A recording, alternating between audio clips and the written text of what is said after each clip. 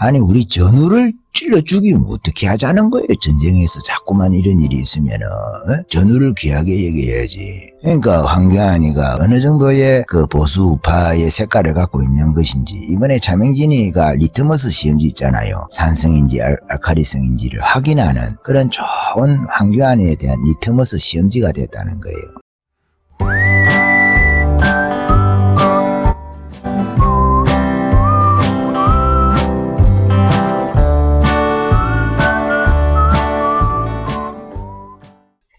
예, 지금 6시 편의뉴스에서 차명진 제명이 무효가 됐다 이렇게 해서 뉴스가 났습니다. 뉴스가 났고 편의뉴스에서도 방송을 하고, 예, 차명진 후보와도 통화를 했네요. 통화를 했는데 당에서는 그 최고위원회를 열어가지고, 원래 최고위원회를 열어가지고 그 제명을 하기 위해서는 그 윤리위원회의를 거쳐가지고 제명을 해야 되는데, 당 규정상으로 그렇게 해야 되는데 윤리위원회를 거치지 않고 최고위원회를 통해 가지고 바로 제명을 했기 때문에 이 절차상의 문제가 있다고 이렇게 본 것 같습니다. 그래서 법원은 당원에 대한 제명은 중앙윤리위원회가 제명을 의결하고 최고위원회가 제명을 의결해가지고, 그러니까 중앙윤리위가 제명을 의결하고 나서 최고위원회가 그 다음에 제명을 의결해가지고 그 제명을 시켜야 효력이 발생하는데, 통합당에서는 이번에 윤리위원회의 회의를 열지 않았고, 그래서 규정상 주요 절차를 거치지 않을 경우에는 그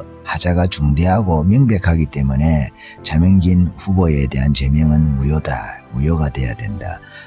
차명진 의원이 13일날 어제죠. 어제 법원에다가 제명에 대해서 가처분 신청을 했다고 합니다. 이것을 오늘 회의를 열어가지고 한 40-50분 정도 법원에서 회의를 열었던 것 같습니다. 그래서 이것을 무효로 그렇게 시킨 거죠. 그래서 차명진 후보는 경기 부천병 후보로 완주를 할 수 있게 됐습니다.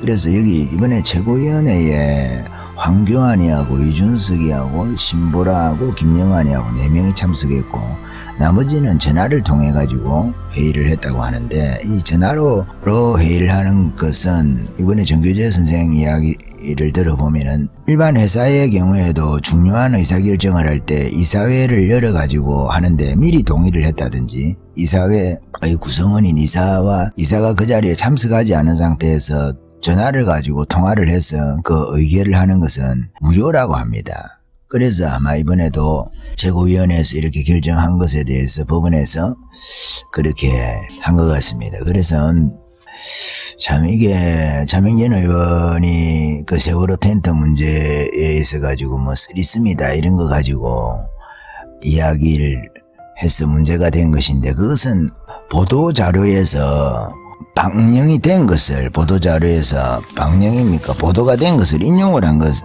그뿐이거든요. 그거 자체가 막말이 아니라 그 안에서 부적절한 행위를 했던 그것 자체가 나쁜 짓이죠. 나쁜 짓인 것이지, 그것을 표현한 것에 대해서 문제를 삼으면은 어떻게 어떤 잘못에 대해서 지적을 할 수가 없잖아요. 그 지적을 할 수 있는 표현 자체가 나쁜 표현이라고 해가지고 문제를 삼으면은, 그러니까 달을 보지 않고 이 손가락을 보는 거예요.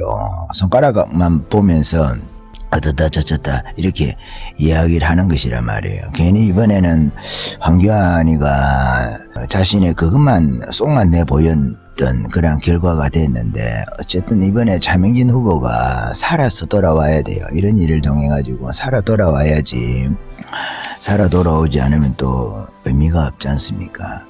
그렇게 하고, 박형준이가 이번에 차명진이 제명하는 데 있어 가지고 상당히 역할을 또 많이 했던 것 같아요. 그러니까 박형준이와 황교안이 옆에서 책사처럼 그렇게 있는 것 같은데, 박형준이하고 차명진이하고는 둘이서 그 친구랍니다. 친구인데, 이 박형준에 대해서 차명진이 뭐 불만이 많겠죠. 우리 우파들이 박형준에 대해서 지금 불만을 좀 가지고 있지 않습니까? 가지고 있는데, 차명진이가 박형준에 대해서는 자기 친구니까 지금까지 뭐 공격을 한다든지 이렇게 하지 않았던 것 같은데, 전에 뭐 자기가 비례대표를 자기가 뭐 셀프 공천 비슷하게 해가지고 자기가 공천을 신청한다든지 이렇게 해가지고 이제 반발이 많고 해서 그렇게 되지 않은 거, 그런 문제들도 다 문제를 삼을 수 있는 부분이거든요. 근데 차명진이가 그런 데 대해서 비판하지 않았단 말이에요.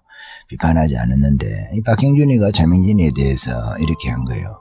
그대로 뒀다가는 선거 판세가 불리해서 어쩔 수 없다, 입에 담기 어려운 표현을 했다, 이렇게 해가지고 아마 그런 것 같은데, 이게 뭐 똑같은 이야기를 해서 죄송하지만은 입에 담기 힘든 표현을 한 게 아니고 입에 담을 수 없는 그 행위를 세월호 텐트에서 한 것이지, 그 표현을 이렇게 문제를 계속 삼고 박형준이 이런 애들이 황교안이 자꾸 옆에 있다 보니까 이런 문제가 발생을 하는 거예요. 황교안이 입이라고도 볼 수 있는 민경욱이 이런 데도 죽었다 살았다 죽었다 살았다 이런 죽었다 살았다 몇 번 한 건 아니지만은, 그래서 이번에 이 최고위원회에서 참석했던 이 4명, 뭐 탄핵 옛날에 사적 플러스 1 해가지고 탄핵 사적 있지 않습니까? 김무성이, 유성민이, 권성동이, 그리고 김성태 이렇게 해가지고 탄핵 사적 이렇게 하듯이, 여기 지금 차명진이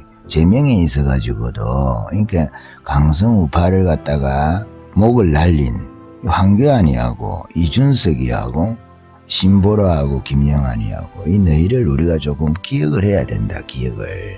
최고위원회에서 윤리위원회도 거치지 않고 말이죠. 직권을 가지고, 이런 건 직권 남용 아닌가 모르겠다, 이런 거는. 그렇잖아요. 이 차명진이 뭐 제명할 때 당원들한테 물어봐야 될 거 아니에요. 당원들이 얼마나, 저는 당원이 아닙니다만은 당원들의 의견을 물론 물어볼 시간이 없고 하지만은, 그렇다면 이걸 그리 안 해야지. 그 정도로 차명진이가 싫었다는 거예요. 이번에 차명진이가 그 들어가가지고 제대로 좀 실력 행세를 해줬으면은 하는 그런 그 바람이 있습니다. 뭐 비례대표가 아니고 뭐 지역구니까 뭐 그 안에서 자기가 목소리를 낼 수 있지 않은가 하는 생각이 듭니다. 예, 그래서 뭐 좋은 소식인데, 좋은 소식이면서도 살아 돌아와야 좋은 소식이거든요. 일단은 좋은 소식이죠. 그래서 12시까지, 오늘 12시까지 열심히 선거운동 한다고 해가지고 팬의 뉴스 보니까 아마 통화도 그렇게 길게 못하고 당장 나가서 알려야 되니까, 또 사람들이 제명이 돼가지고 뉴스가 떴으니까 또 뭐 차명진이 찍으면 안 되는가 생각해가지고, 어르신들은 그렇잖아요, 나이 드신 분들은.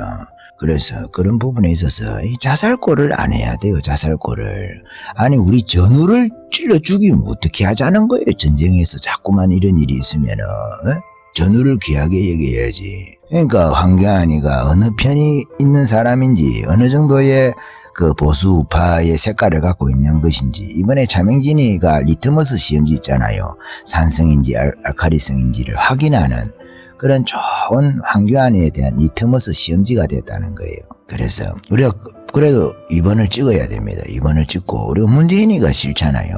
막 황교안이를 떠올리갖고 2번을 찍으면 안 되고, 문재인이를 복수를 해야 되겠다 해가지고 지역구 2번을 찍어야 된단 말이에요. 우리가 황교안이가 차명진이한테 섭섭하게 했던 것을 생각할 게 아니고, 문재인이 복수를 해야 되니까 우리가 문재인이에 대해서 부정적인 그 의식을 가지고 심판한다는 생각으로 우리 불쌍한 박근혜도 그러고, 그래서 그런 마음으로 우리가 투표를 반드시 지역구는 2번을 찍자. 황교안을 보고 하는 게 아니고 우파 그리고 나라를 살려야 되고 박근혜도 살려야 되고 그래야 하니까, 그래서 우리가 그 지역구를 2번을 딱 감고 눈 감고 찍어야 하는 거 아닌가.